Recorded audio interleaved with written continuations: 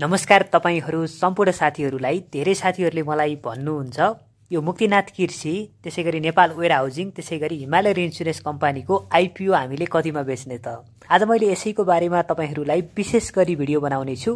Video अन्तिमसम्म हेर्दिनु भयो भने तपाईले धेरै कुराहरु बुझ्नु हुनेछ।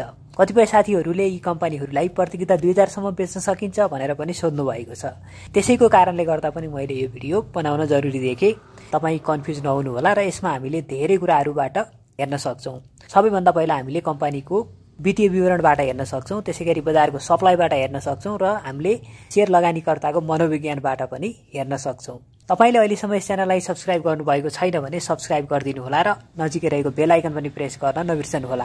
तपाईले जबसम्म आईपीओ लाई होल्ड गर्नुहुन्छ त्यति नै त्यो कम्पनीको आईपीओ तपाईले माथिल्लो मूल्यमा बेच्न सक्नुहुनेछ। यो तपाईले सम्झनु पर्ने कुरा रह्यो अहिलेको समयमा। र तपाईले यति आत्तिएर तपाईले कुनै पनि कम्पनीको आईपीओ बेच्नु भयो भने तपाईले जसरी सोनामा पछुतो मान्नु भएको छ त्यस्तै यी कम्पनीहरुमा हुनेछ। कम्पनीको भनेको एउटा बजार मूल्य हुँदैन, जुनसुकै कम्पनीको पनि जति बेला पनि माथि पुग्न सक्छ। त्यो भएर पनि हामीले विचार गर्नुपर्ने कुरा धैर्य गर्नु जरुरी छ। अहिले भनेको बजार बुल बजार होइन, अहिले भनेको बजार बेरिज ट्रेन्डमै रहेको छ। तर अबको केही वर्षमा बजार बुलमा जाने निश्चित छ। बैंकमा ब्याज दर घट्दो क्रममा रहेको छ र बजारको लागि सबैभन्दा खुशीको खबर भनेको बैंकमा ब्याज दर घट्नु हो। र ब्याज दर घटिसकेपछि हामीले शेयर बजारमा राम्रो कमाउन सक्छौं। यो ठ्याक्कै अपोजिट हुन्छ। बैंकमा ब्याज दर घट्नु भनेको शेयर बजार बढ्नु हो। मान्छेहरूले एफडीबाट पैसा निकालेर शेयर बजारमा लगानी गर्छन्। त्यसबेला त्यो मात्र होइन, जब बैंकमा पैसा फालाफाल हुन्छ त्यो बेला चाहिँ कर्जा लिएर पनि मान्छेहरूले शेयर बजारमा लगानी गर्छन्। यो बेसिक कुरा नै हो, तर तपाईले यो एकदमै महत्त्वपूर्ण छ जान्नुपर्ने कुरा। र तपाईले त भर्खरै आईपीओ भर्दै पनि हुनुहुन्छ, त्यो भएर पनि तपाईले यो एकदमै बुझ्नुपर्ने कुरा रह्यो। तपाईले एउटा कुरा मात्र याद गर्नुभयो भने पनि तपाई कुनै पनि बुलमा फसिनु हुँदैन। जब बैंकको ब्याज दर बढ्दै जान्छ तपाईले शेयर बेच्दै जानुपर्छ, जब बैंकको ब्याज दर घट्दै जान्छ तपाईले शेयर किन्दै जानुपर्छ। यति कुरा मात्र बुझ्नुभयो भने पनि पुग्छ, धेरै कुरा बुझ्नु पर्दैन। तर यसले धेरै कुराको अर्थ राख्छ। अब मैले भने तपाईलाई भिडियो सुरु गर्छु। आज बजारमा 10 वटा कम्पनीहरु राम्रै बढेका छन्, जसमध्ये एनयुबिएल बढेको छ 10% ले, समाज लघुवित्त 10% ले बढेको छ, एमएसएचएल 10% ले बढेको छ, त्यसैगरी टीबीसीएल भन्ने कम्पनी पनि 10% ले बढेको छ भने मुक्तिनाथ कृषि कम्पनी आज 10% ले 991.50 रुपैयाँको सर्किटमा बढेको छ। त्यसैगरी नेपाल वेयर हाउसिङ कम्पनी 719.40 को 10% ले बढेको छ भने हिमालयन इन्स्योरेन्स कम्पनी 452.60 को 10% ले बढेको छ। अब तपाईलाई यी कम्पनीहरु तपाईसँग यदि आईपीओ छ भने तपाईले कतिमा बेच्ने छ, यो तपाईको एकदमै महत्त्वपूर्ण जिज्ञासा पनि हो। सबैभन्दा पहिला कम्पनीको रिपोर्टबाट सुरु गर्छु। सबैभन्दा पहिला हामीले हिमालयन इन्स्योरेन्स कम्पनीको रिपोर्ट हेरौं। हिमालयन इन्स्योरेन्स कम्पनीको 2077-78 सालमा बुक भ्यालु 100 रुपैयाँ थियो। बुक भ्यालु भनेको कम्पनीको वास्तविक मूल्य हो। यो कुनै पनि कम्पनी तपाईले सेकेन्डरी मार्केटबाट किन्न होस् अथवा आईपीओबाट तपाईले किनेको कम्पनी होस्, बुक भ्यालु जति राम्रो हुन्छ त्यति नै तपाईलाई त्यस कम्पनीले बोनस दिन सक्छ, रिजर्भ बलियो हुन्छ भन्ने कुरा बुझ्नु पर्यो। र प्रति किता 100 रुपैयाँमा तपाईले कुनै पनि आईपीओ किन्नुहुन्छ, त्यसैगरी कुनैमा चाहिँ प्रिमियममा किन्नुहुन्छ, कुनै बुक बिल्डिङ मेथडबाट किन्नुहुन्छ। तर बुक बिल्डिङबाट किने पनि जुनसुकैबाट किने पनि बुक भ्यालु एकदमै महत्त्वपूर्ण छ। त्यसैगरी प्रति किता शेयर अर्थात ईपीएस भनेको के हो त भने प्रति शेयर आम्दानी अर्थात ईपीएस भनेको के हो भन्दाखेरि तपाईको एक किता शेयरले कति रुपैयाँ कमाउँछ भन्ने कुरा हो। यस कम्पनीले 2077-78 सालमा जम्मा एक किता शेयरले 13 पैसा कमाउने रहेछ भनेपछि धेरै कम कमाउने रहेछ। त्यो बेला कम्पनी भर्खर खुलेको अवस्था हो। त्यसैगरी आर्थिक वर्ष 2078-79 सालमा कम्पनीको बुक भ्यालु 103 रुपैयाँ पुगेको छ, अलिकति बढेको छ भने ईपीएस भनेको 4 रुपैयाँ 17 पैसा पुगेको छ, अलिकति बढेको देखियो प्रति शेयर आम्दानी पनि। आर्थिक वर्ष 2080 को असार मसान्तसम्मलाई हेर्ने हो भने रिपोर्ट 110 रुपैयाँ 92 पैसा छ, ईपीएस 6 रुपैयाँ 32 पैसा छ। यसलाई पनि हामीले ठिकै भन्न सक्छौं। र कम्पनीले 2082-83 मा ईपीएस भनेको 22 रुपैयाँ 86 पैसा पुर्याउने कम्पनीले प्रक्षेपित गरेको छ भने बुक भ्यालु 188 रुपैयाँ पुर्याउने कम्पनीले प्रक्षेपित गरेको छ। र यो 10 अर्ब चुक्ता पुँजी भएको कम्पनी हो र कम्पनीले 3 वर्षसम्म बोनस नदिने भनेर आफ्नो विवरण पत्रमा उल्लेख गरेको छ। र कम्पनीको चुक्ता पुँजी बढाउने कुनै योजना छैन 10 वर्षसम्म। र आईपीओबाट उठेको प्रिमियमबाट उठेको एउटा टन्न पैसा छ, त्यो पैसालाई कम्पनीले बिजनेसमा लगाउनेछ, त्यसैगरी आफ्नो भवन बनाउन प्रयोग गर्नेछ र थुप्रै कामहरू यसले गर्न सक्छ। र अन्तर्राष्ट्रिय स्तरमा पनि यस कम्पनीले शाखा खोलेर आफ्नो लगानीलाई बढाउन सक्ने कम्पनीको विवरण पत्रमा हामीले हेर्न सक्छौं। यो हिसाबले गर्दा पनि यो नयाँ कम्पनी हो। नेपाल इन्सुरेन्स कम्पनी भन्दा अलिकति कमजोर देखिए तापनि नेपालमा दुईवटा मात्र इन्सुरेन्स कम्पनी छन्। एउटा हिमालयन इन्सुरेन्स कम्पनी, अर्को नेपाल इन्सुरेन्स कम्पनी। यसको प्रतिस्पर्धा गर्ने कम्पनी भनेको नेपाल इन्सुरेन्स कम्पनी हो र नेपाल इन्सुरेन्स कम्पनीको अहिले मूल्य भनेको 650 भन्दा माथि रहेको छ। भने पछाडि यो कम्पनीको आइपिओ तपाईले 650 सम्म धैर्य गर्नु पर्यो र तपाईले जतिसम्म तपाईले होल्ड गर्न सक्नुहुन्छ त्यतिसम्म त कम्पनी बढ्ने नै हो। र तपाईहरु जस्ताले धेरैले फाल्नु भएर बाहिर आएन भने त त्यो घट्ने हो। फेरि बाहिर पनि आउनु पर्यो किन्ने मान्छे। र आजको मितिसम्म हामीले हेर्ने हो भने 40 लाख किताको सम्म बाहिर आएको छ भनेको थुप्रै बाहिर आएका छन् र नयाँ लगानीकर्ताहरूले यसलाई किन्न खोजेका छन् भने खेलाडीले पनि यसलाई किन्न खोजेका छन्। अब हिमालयन इन्सुरेन्स कम्पनीको एक महिनामा कति कारोबार भइछ यसको बारेमा हेरौं। हिमालयन इन्सुरेन्स कम्पनीको आज मात्र 37445 किता कारोबार भएको छ र 37445 किता मध्ये यस कम्पनीको सबैभन्दा बढी खरिद भनेको 58 ब्रोकरबाट नै भएको छ भने हिमालयन इन्सुरेन्स कम्पनीको अहिलेसम्म कारोबार भनेको टोटलमा 96,000 किता कारोबार भइसकेको छ र 96,000 किता कारोबार भनेको लगभग धेरै जनाले बेचेको त छैनन् तर राम्रै बेचेका छन् भनेर तपाईले बुझ्नु पर्यो। र सबैभन्दा बढी 58 बाट नै खरिद भएको छ हिमालयन इन्सुरेन्स कम्पनी ब्रोकर। 47,095 किता 58 बाट खरिद भएको छ भनेको राम्रो खरिद 58 ले गरेको रहेछ। अहिलेसम्म 14 बाट 22,081 किता खरिद भएको देखिन्छ भने अरु ब्रोकरबाट अलि कम किता खरिद भएको छ 96,000 किता मध्ये। र हिमालयन इन्सुरेन्स कम्पनीको एउटा महत्त्वपूर्ण कुरा भनेको तपाईले आइतबार हेर्नुपर्छ। आइतबार किन हेर्नुपर्छ भन्दाखेरि आज पनि 40 लाख किता आधारी बाहिर थिए, आइतबार पनि त्यही रेन्जमा बाहिर बस्यो भने तपाईले यसलाई फाल्नु हुँदैन। यदि बाहिर नै 3-4 लाख किता पनि आएनन् भने हामीले फाल्न सक्छौं तर अहिलेको सिनारियोमा हामीले कम्तीमा पनि यस कम्पनीलाई 600 तल चाहिँ फाल्नु हुँदैन र 600 माथि गइसकेपछि बाहिर कम हुँदै गयो भने बल्ल हामीले हेर्नुपर्छ।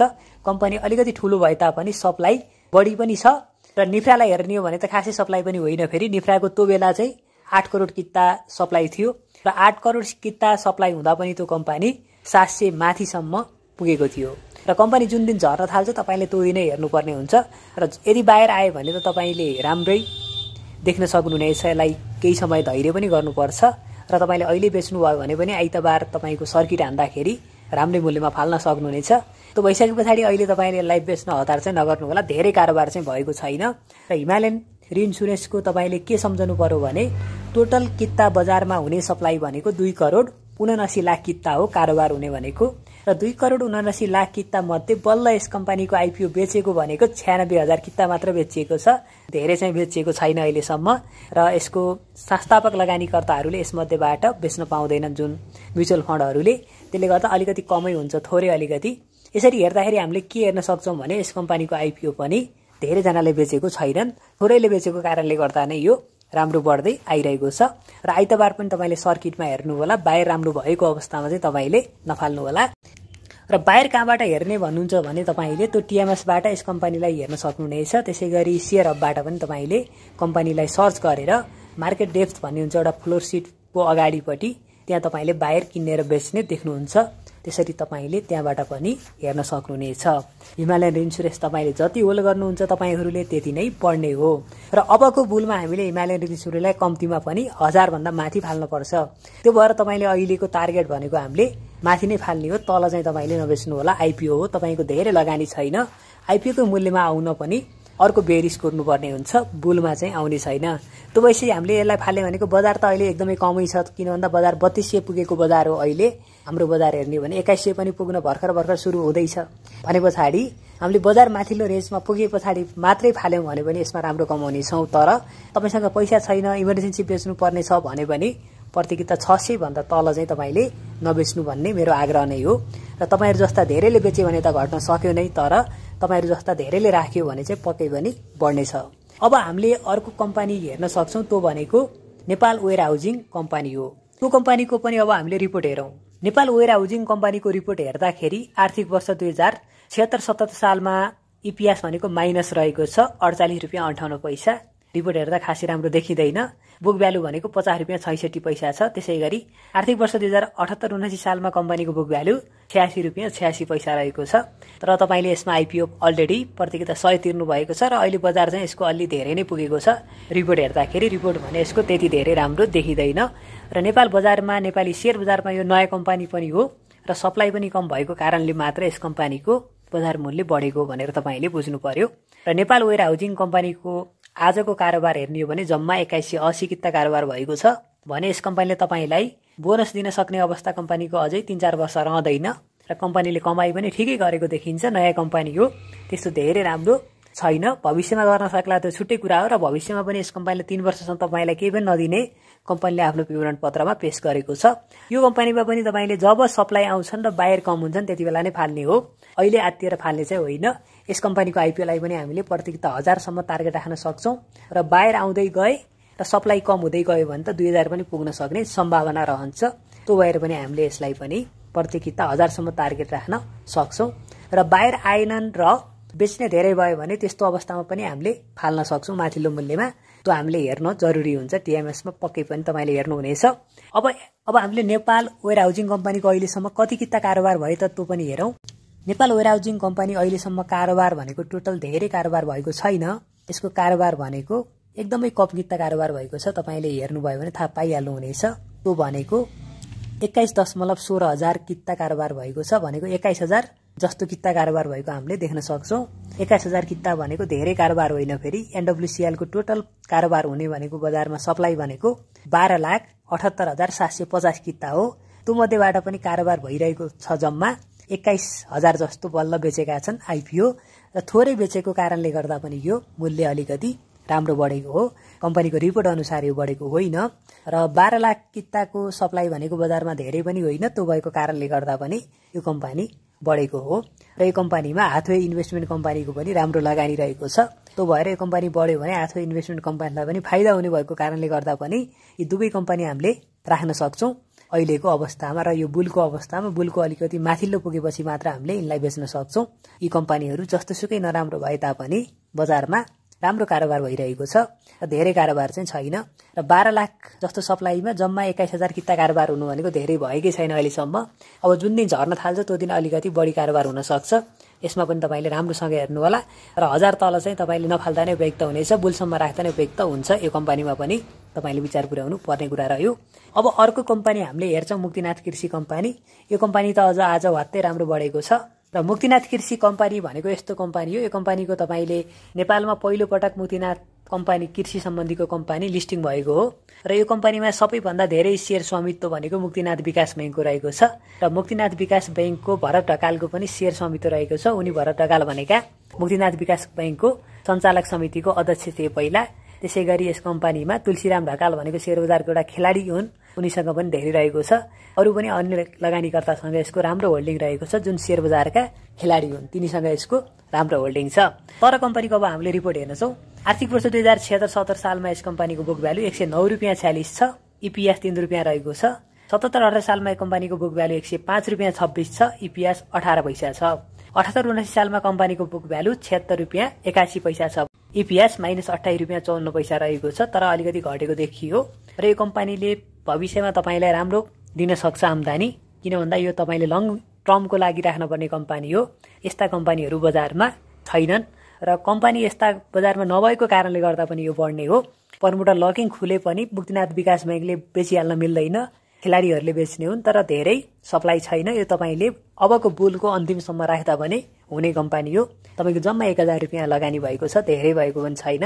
तपाईले बेच्न हतार गर्नुपर्ने कम्पनी पनि होइन र तपाईलाई पैसाको खाँचो छ भने अबको आइतबारतिर तपाईले फाल्दा पनि हुन्छ। त्यसपछि यो अलिअलि घट्न पनि सक्ने सम्भावना रहन्छ। यदि आइतबार सप्लाई आयो भने, आइतबार पनि सप्लाई आएन भने त यो माथि पनि पुग्न सक्छ। प्रतियोगिता 2000 भन्दा माथि पनि नपुग्ला भन्न सकिदैन, बजार बढ्दो क्रममा रहेको छ। त्यो भएर पनि हामीले आइतबार बायर कति आउँछन्, सप्लाई कति आउँछ त्यसको हामीले हिसाब किताब गर्न सक्छौं र बायर पनि ठुलठुलो किता आयो भने चाहिँ यो पनि माथि नै पुग्नेछ। आइतबार तपाईले फाल्नु हुँदैन। अब हामीले मुक्तिनाथ कृषि कम्पनीको अहिलेसम्म कति किता कारोबार भएको छ त्यसको बारेमा हेरौं। मुक्तिनाथ कृषि कम्पनीको अहिलेसम्म कारोबार कति भएको छ भन्दाखेरि टोटलमा मुक्तिनाथ कृषि कम्पनीको 38,095 किता कारोबार भएको देखिन्छ। सबैभन्दा बढी यसको खरिद भनेको 58 बाट नै भएको छ, 18,511 किता भने 64 बाट 5610 किता मात्र खरिद भएको छ। यस कम्पनीको सप्लाई आउने भनेको चाहिँ टोटल 12,88,000 किता जस्तो सप्लाई आउने हो भने आइपिओ बिक्री गरे भने। तर यस कम्पनीको सप्लाई आइरहेको छ जम्मा अहिले 38,095 किता मात्र सप्लाई छ र सप्लाई कम भएको भएर नै यो कम्पनी अहिले राम्रो मूल्यमा बढेको हो। अझै 2-4 लाख किता एकैचोटि सप्लाई नआएको अवस्थामा यो घट्न सक्ने अवस्था हुँदैन। तपाईहरुले धैर्य गरेर होल्ड गर्नुभयो भने प्रत्येक किता 2000 सम्म पनि तपाईले बेच्न मिल्ने कम्पनी हो। यसमा पनि तपाईले धैर्य गर्नु होला। कम्पनीको वित्तीय अवस्था त्यति धेरै राम्रो त छैन, तर भविष्यमा यो कम्पनीले राम्रो गर्न सक्ने अवस्था भएको कारण र अबको युग भनेको कृषि क्रान्तिको युग भएको कारणले गर्दा पनि यो कम्पनीलाई तपाईले अबको बुलको पिकअप सम्म राख्न पनि सक्नुहुनेछ र तपाईले अहिले बेच्नु भएर पछि तल घट्दा पनि किन्न चाहिँ सक्नुहुन्छ। तर त्यसो गर्दा पनि फाइदै हुन्छ। तपाईले किन्नु भएन भने तपाईलाई पछुतो पनि हुन सक्छ। त्यो भएर पनि यो कम्पनी राम्रो कम्पनी मध्ये एक नै हो। यसलाई पनि हामीले हेर्न सक्छौं र यी तीन कम्पनीको आईपीओ तपाईले अलिकति घट्दा नै नफाल्दा राम्रो हुनेछ, बढे पछाडी नै फाल्ने हो र हामी आत्तिनु पर्छ जस्तो मलाई लाग्दैन। र हिमालयन इन्स्योरेन्स कम्पनी पनि प्रतियोगिता 600 भन्दा तल चाहिँ तपाईले नबेच्नु होला। अहिले आत्तिएर चाहिँ नफाल्नु होला। हाम्रो टार्गेट भनेको त बुल बजारमा प्रतियोगिता 1000 माथि नै हो र अहिले हामीले तत्काल फाल्नलाई पनि 600 भन्दा तल चाहिँ नफाल्दा नै राम्रो हुनेछ। तपाईकै केही प्रश्नहरू जिज्ञासाहरू छन् भने भिडियोको तलपट्टि कमेन्ट गर्न सोध्न सक्नुहुनेछ। आगामी दिनमा पनि म आउनेछु। तपाईहरु सम्पूर्णलाई जय होस्, नमस्कार।